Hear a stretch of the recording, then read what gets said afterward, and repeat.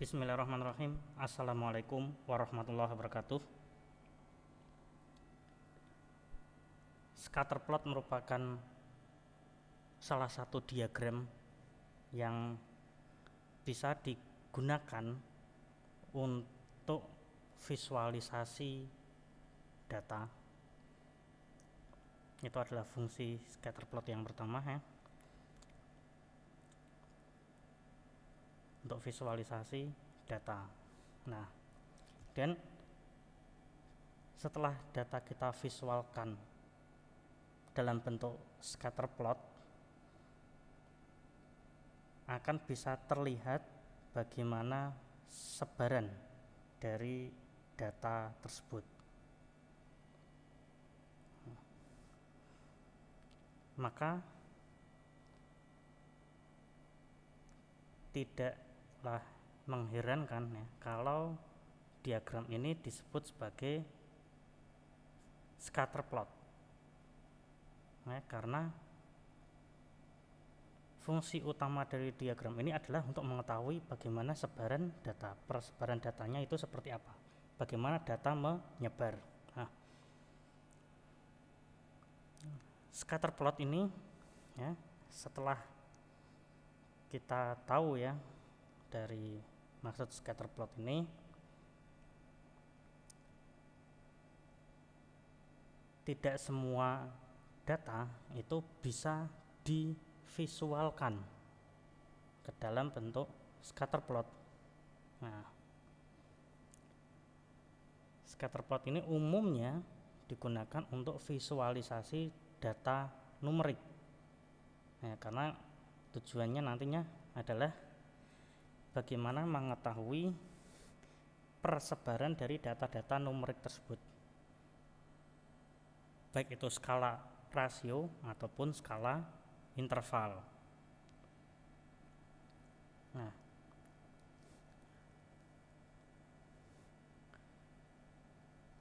scatterplot ini hanya 2 dimensi ya, jadi digunakan untuk bivariat saja, 2 variabel ya, X dan Y. Nah, diagram ini ada 2 sumbu, yaitu sumbu X dan sumbu Y. Nah, apa fungsi dari scatterplot?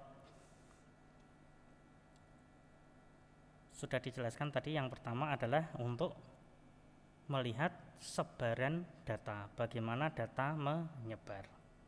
Nah,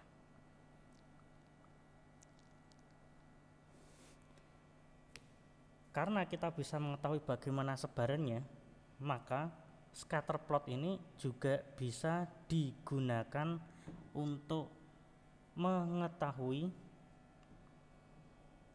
ada tidaknya outlier, apakah ada pencilan atau tidak, apakah ada data yang abnormal atau tidak, apakah ada data yang wajar apa enggak, apakah ada data yang nilainya terlalu kecil sekali dibandingkan dengan data yang lain, atau data yang nilainya terlalu besar bila dibandingkan dengan data yang lainnya.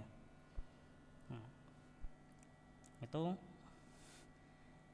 juga bisa digunakan untuk mendeteksi ada tidaknya outliers. Nah, fungsi berikutnya adalah untuk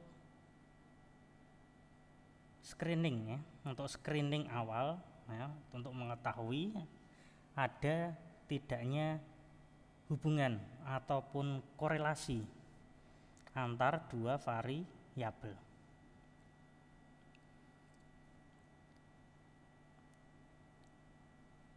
Ada tidaknya korelasi ini nanti bisa dilihat bagaimana sebarannya ya.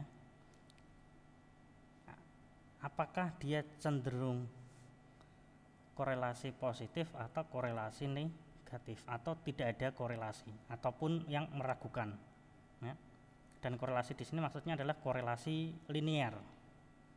Nah, korelasi yang linear. Jadi korelasi linear ini nanti kalau kita lihat datanya, sebaran datanya, maka datanya akan membentuk seperti garis lurus ya, menyatu atau berada di dekat dari garis lurus. Oke, sekarang kita masuk ke bagaimana cara pembuatannya.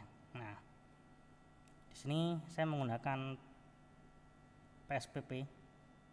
Ya, PSPP ini software statistik yang open source yang dikembangkan oleh GNU, free ya, gratis ya. Ini untuk mendownload, menyebarluaskan, menggunakan ya, free karena lisensinya adalah GPL version 3 ya, GPL 3. Di sini GPL 3 ini bebas untuk mendownload, bebas untuk menyebarluaskan, bebas untuk mengcopy, bebas untuk melakukan modifikasi source code ya, dan bebas untuk menyebarluaskan hasil dari modifikasi source code-nya, tapi harus dengan mencantumkan lisensinya yang serupa juga. Nah, kemudian kelebihan lain ya dari PSPP ini adalah dia kompatibel dengan berbagai macam format dataset. Nah, bisa CSV, separate value, ataupun kita bisa juga melakukan importing data yang dibuat dengan LibreOffice ataupun OpenOffice ya, yang ekstensinya adalah ODS, Open Document Spreadsheet. Kemudian juga SAV ya, SAV yang biasa digunakan oleh SPSS.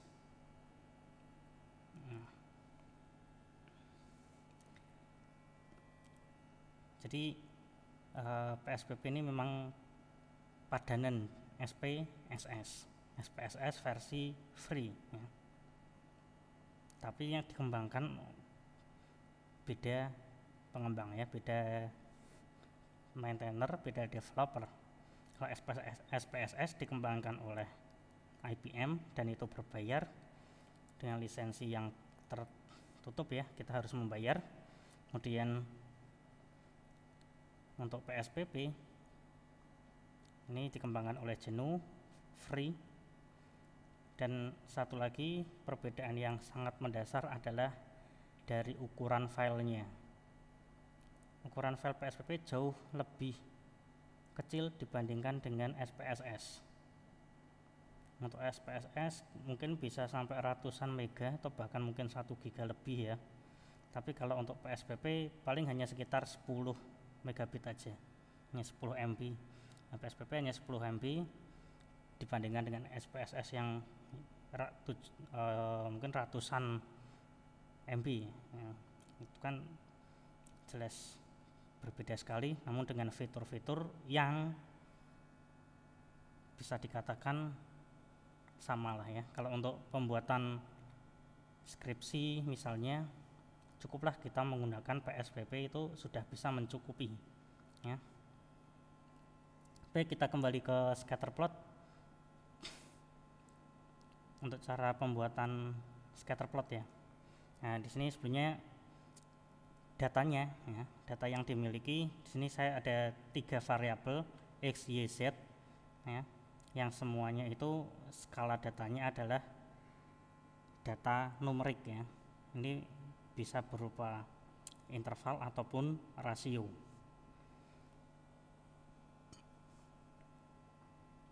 Nah, di sini kita punya 3 variabel, tapi nanti yang dibuat scatter hanya 2 saja. Nah, cara melakukannya adalah kita klik graph. Nah, di menu graph ini ada 3 opsi ya, scatter plot, histogram, ataupun bar chart. Maka kalau kita ingin membuat scatter plot, tentu saja kita klik yang scatter plot. Kita klik scatter plot, akan keluar kotak dialog lagi. Nah, di sini bagian yang sini ya, di sini sudah Di sini muncul x, y, z ya, variabel-variabel yang tersedia. Kemudian di sini adalah y aksis atau sumbu y dan x aksis atau sumbu x-nya. Mana yang sebagai sumbu x, mana yang sebagai sumbu y. Nah, ini nama variabelnya x, y, z, tapi ini tidak harus x masuk ke variabel x, y harus ke variabel y, tidak harus ya. Ataupun juga ada nanti nama variabelnya variabel yang lain ya.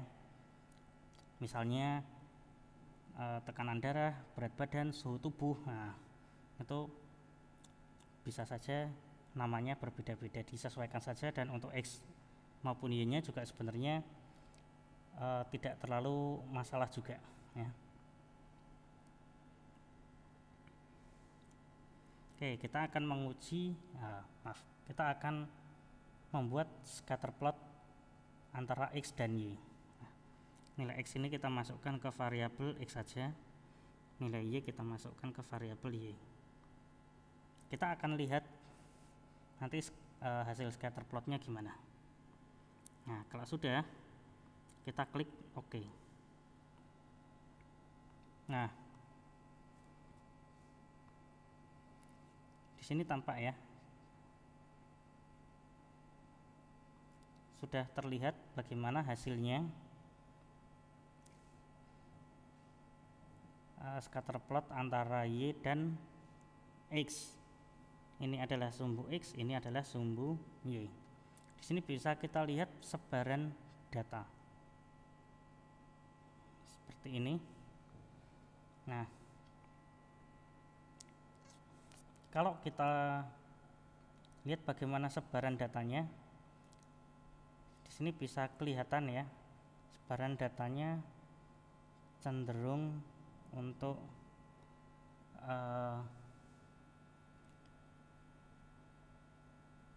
naik ke atas ya, dari kiri bawah ke kanan atas ya, cenderung naik ya, cenderung korelasi positif ya.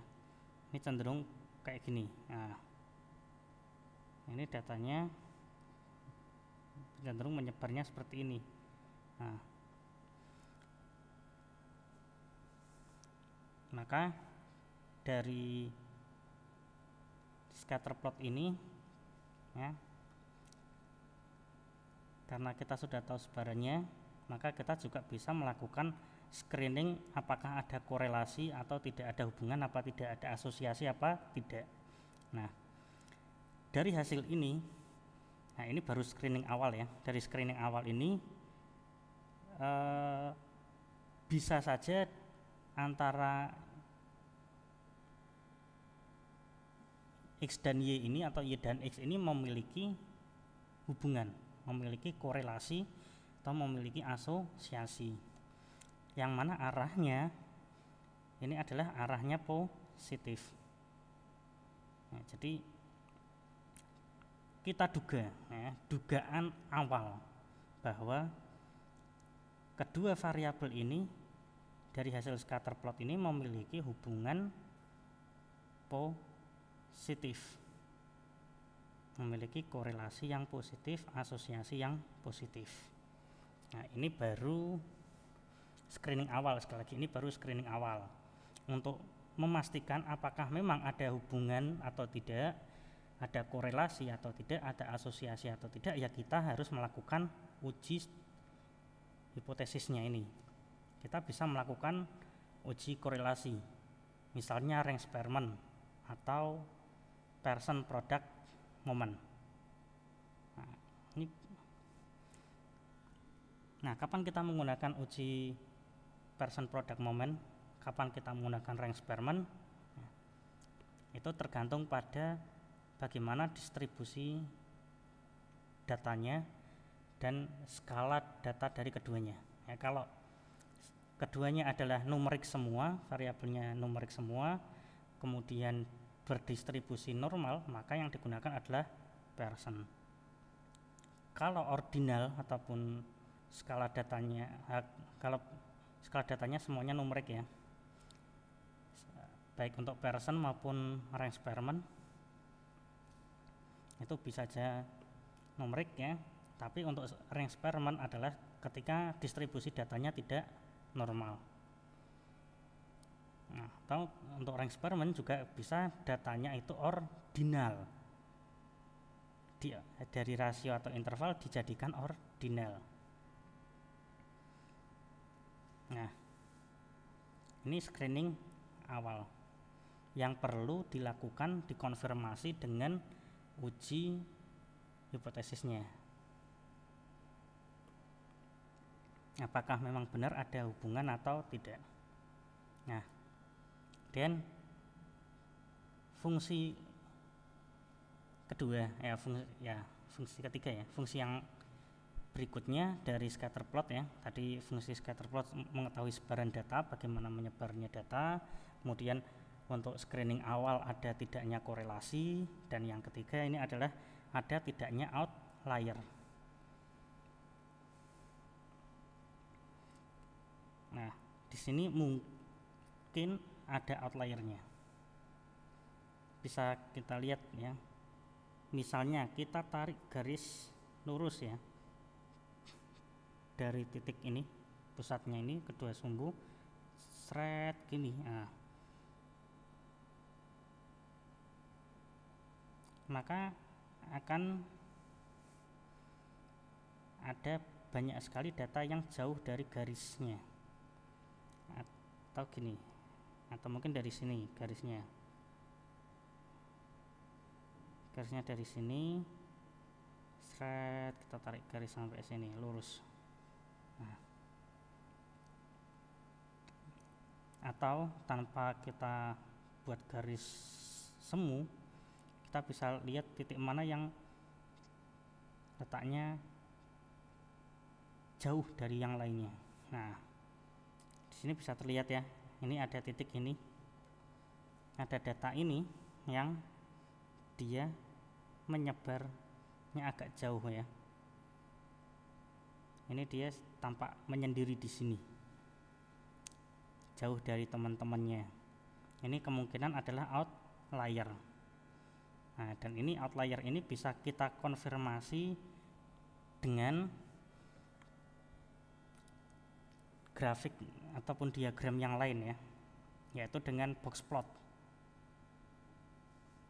ataupun dengan kita melihat statistik deskriptifnya, mana outliernya, nilai ekstrimnya. Nah,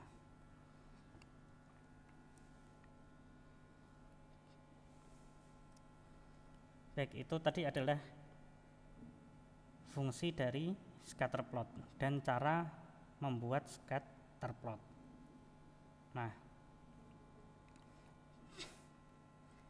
sekarang bagaimana kalau antara X dan Y ini dibalik sumbunya?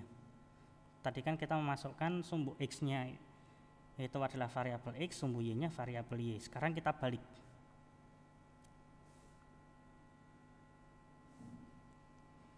Nah, kan gini, kita punya 3 variabel tadi ya, X, Y, Z. Yang kita masukkan adalah X ke sumbu X, Y ke Y. Nah, yang tadi sebagai Y aksis, sumbu Y-nya adalah variabel Y, sebagai X aksisnya variabel X. Sekarang bagaimana kalau kita balik? Ini kita kembalikan. Y ini sebagai X aksis dan X ini sebagai Y aksis. Kemudian kita klik OK. Nah,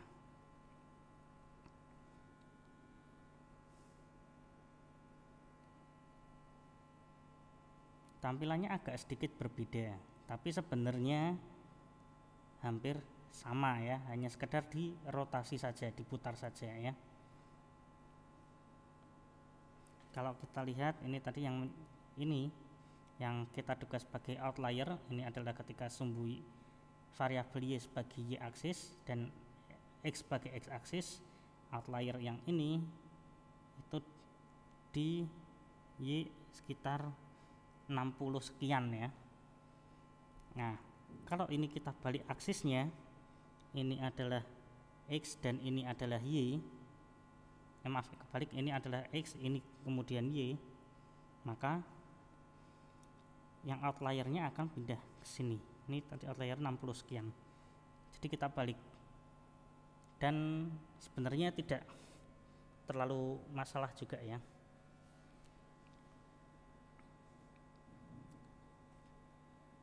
Dan di sini masih tetap bisa kita lihat seakan-akan ada garisnya juga, seakan-akan dia